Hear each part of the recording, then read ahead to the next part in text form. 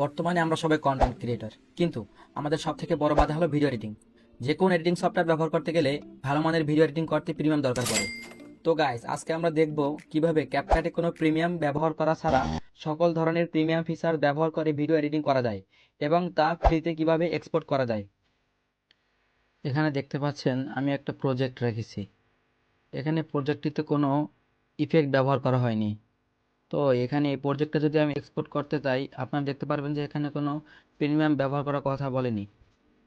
প্রজেক্টে আমি খুব সহজে এক্সপোর্ট করতে পারবো, কিন্তু আমি যদি প্রজেক্টটিতে কয়েকটি প্রিমিয়াম ইফেক্ট বা ট্রানজাকশন অ্যাড করি।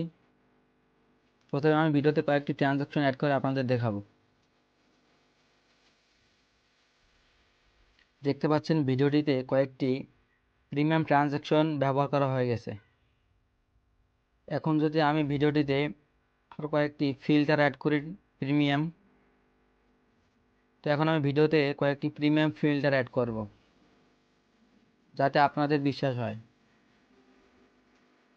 তো এখানে আমার প্রিমিয়াম ফিল্টারগুলো অ্যাড করা হয়ে গেছে। এখন আমি আপনাদেরকে দেখাবো এখানে প্রিমিয়াম ফিল্টার এবং কিছু ট্রানজাকশন ব্যবহার করা হয়েছে।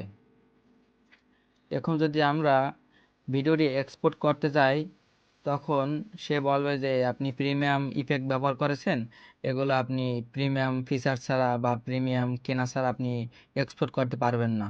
তো এখন আমরা কিভাবে প্রিমিয়াম না দিয়ে ফাঁকিবাজি করে আমরা ভিডিওটি এক্সপোর্ট করব, এটা দেখব। আমরা দেখতে পাচ্ছি আমাদের হাতের ডান পাশে মডিফাই লেখা আছে। মডিফাই লেখায় ক্লিক করে এখানে আমরা দেখতে পাবো ডিটেলস। ডিটেলস থেকে আমরা ফ্রেম রেটকে আমরা 60 করে দেব এবং পারফরমেন্স এখানে দেখব প্রক্সি। প্রক্সি এটা যদি আমাদের অন থাকে এটাকে আমরা অফ করে দেব। এরপর আমরা সেভ করে দেব। এখানে কিছুটা টাইম নেবে। এরপর আমরা আমাদের টাইমলাইনের খালি জায়গায় মাউসের রাইট বাটন ক্লিক করব। রাইট বাটন ক্লিক করার পর এখানে রেন্ডার অপশনটা আসবে। রেন্ডার অপশনটি আসার পর এখান থেকে আমরা হোল টাইমলাইন করে দিব। তাই কিছুটা সময় নেবে। আপনার পিসের কনফিগারেশন যদি মোটামুটি ভালো হয় খুব তাড়াতাড়ি হয়ে যাবে, অন্যথায় একটু সময় নেবে, ধৈর্য ধরে অপেক্ষা করতে হবে। প্রসেসটি শেষ হওয়ার পরে আমরা আমাদের হোল টাইমলাইনটিকে সিলেক্ট করব। সিলেক্ট করা হয়ে গেলে আমরা মাউসের রাইট বাটনে ক্লিক করে ক্রিয়েট কম্পাউন্ড ক্লিপ অপশনটিতে ক্লিক করব। এরপরে এই প্রসেসটি হয়ে যাওয়ার পরে আবার পুনরায় আমরা মাউসের রাইট বাটনে ক্লিক করে প্রি প্রসেস কম্পাউন্ড ক্লিপ অপশনটি ক্লিক করব। এখানে আমাদের কিছুটা অপেক্ষা করতে হবে। যখন দেখব যে এখানে এই প্রসেসটি শেষ হয়েছে, তখন আমরা আমাদের ক্যাপকাটটি মিনিমাইজ করব। আপাতত ক্যাপকাটের কাজ শেষ। এরপরে আমরা আমাদের উইন্ডোজে চলে যাব। উইন্ডোজে গিয়ে আমরা উইন্ডোজ আর কমান্ড দেব। এখানে আমরা অ্যাপ ডাটা লিখে ওকে দিব। এরপর আমার দেখানো নির্দেশনাটি ফলো করুন।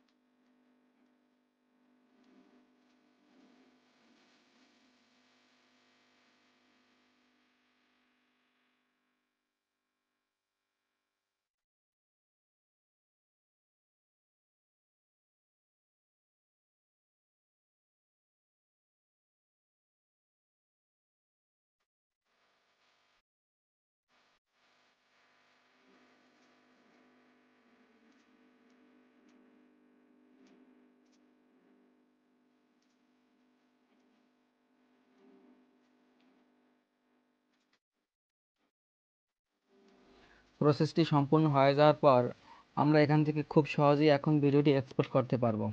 আশা করি ভিডিওটি আপনাদের খুবই উপকারে আসবে।